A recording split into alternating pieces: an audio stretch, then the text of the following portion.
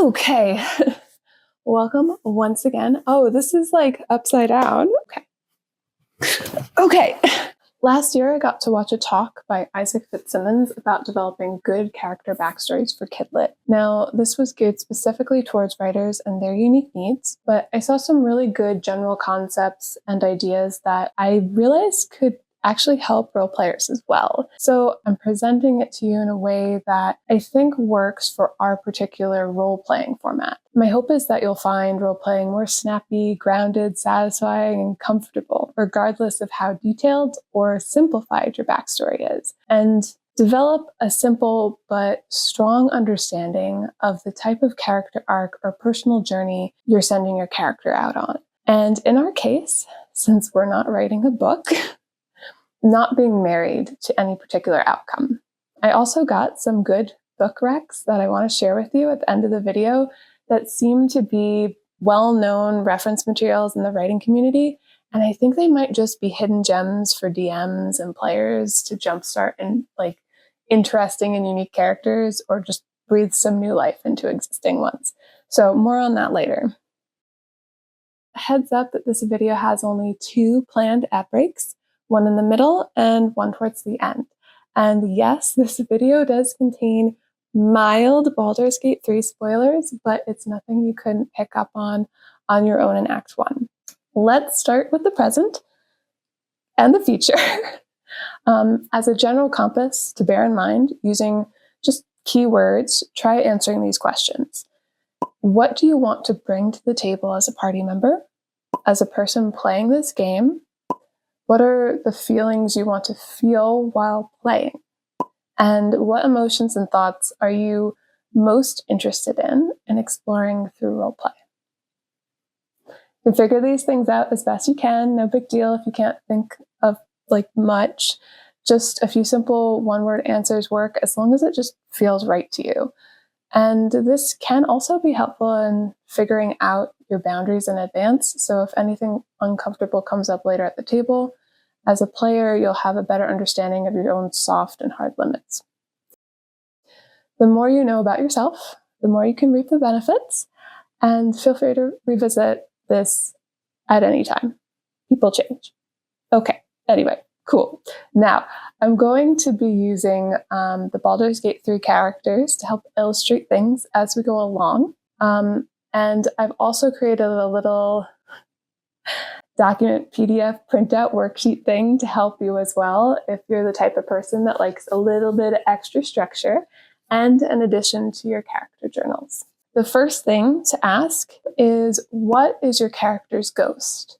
This is a triggering, sparking event in their past. It can be a big event they've experienced or a generational cultural trauma. This is something that haunts the character, and super big note, this super duper doesn't have to be a negative event, or at least it doesn't have to be perceived as something negative to your character.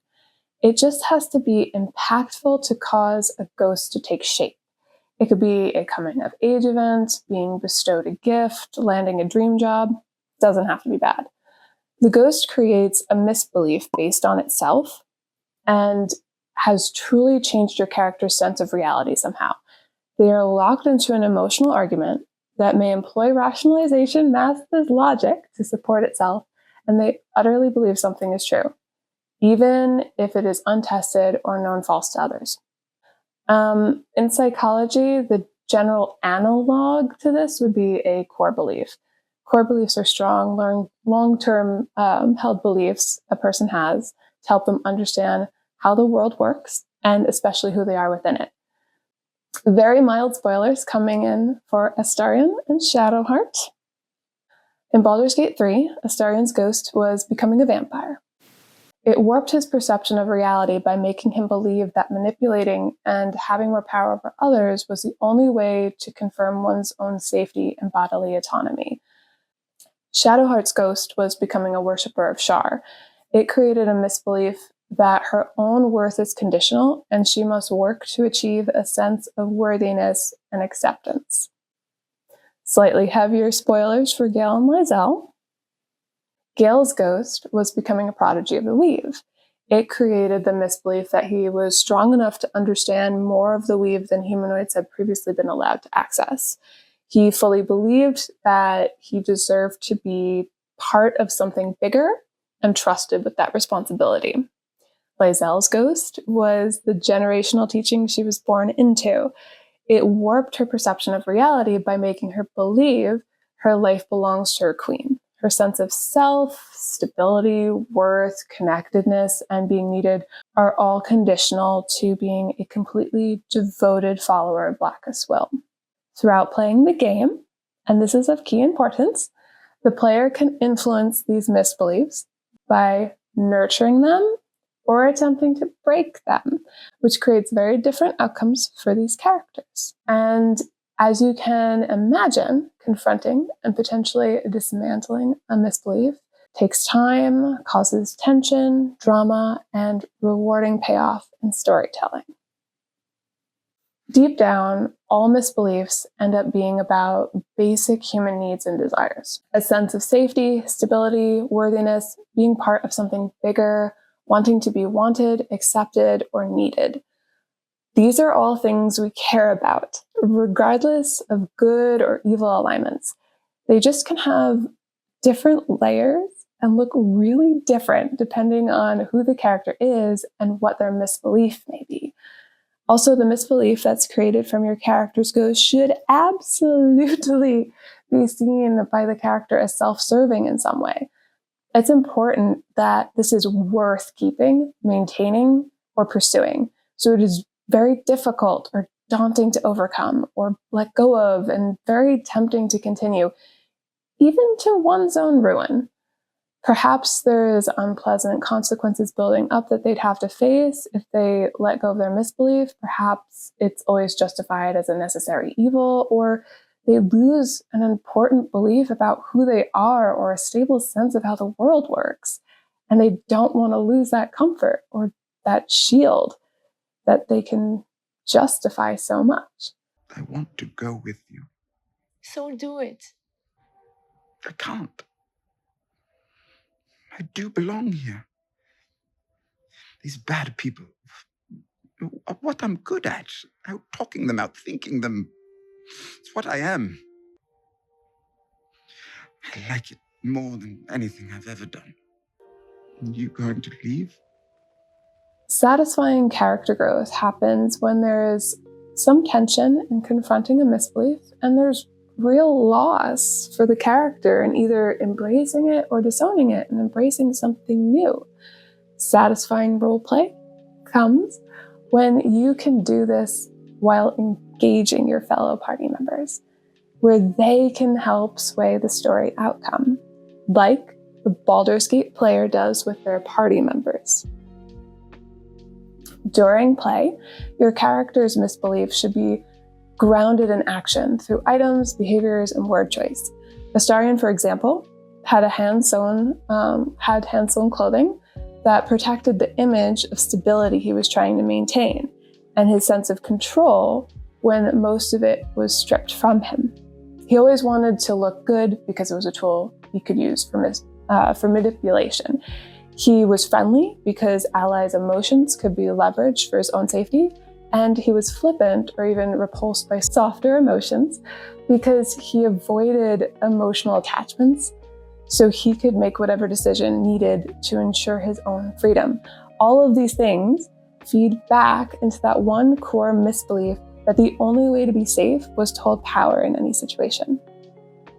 Now, the goal for tabletop roleplay is that your character grows and connects with their party members and learns to overcome challenges through the game master's storytelling within the campaign.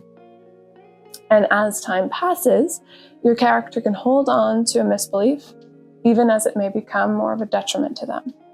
And this is where the structure of writing a book leaves us, and the magic unknown of roleplay begins.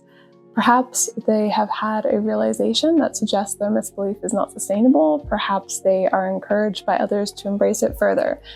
There will be forks in the road for your character and emotional moments you would have never expected, because that's the magic of collaborative storytelling. I feel this sort of character building structure can also be helpful exercise on the road to becoming a DM, or for active DMs that might struggle more with creating NPCs that are designed to get emotional investment from your players. So if your thing is being a game master, feel free to dig into this exercise anyway and take what works for you and ditch the rest. There are so many ways to create and play characters, and they all have their pros and cons. I hope that this method inspires you. And if it does work for you, please share your story on our community Discord. Share your character on our community Discord. And before I forget, I'll have a link in the description to the sheets I made just for this video for you to follow along with them and help develop your character's misbelief.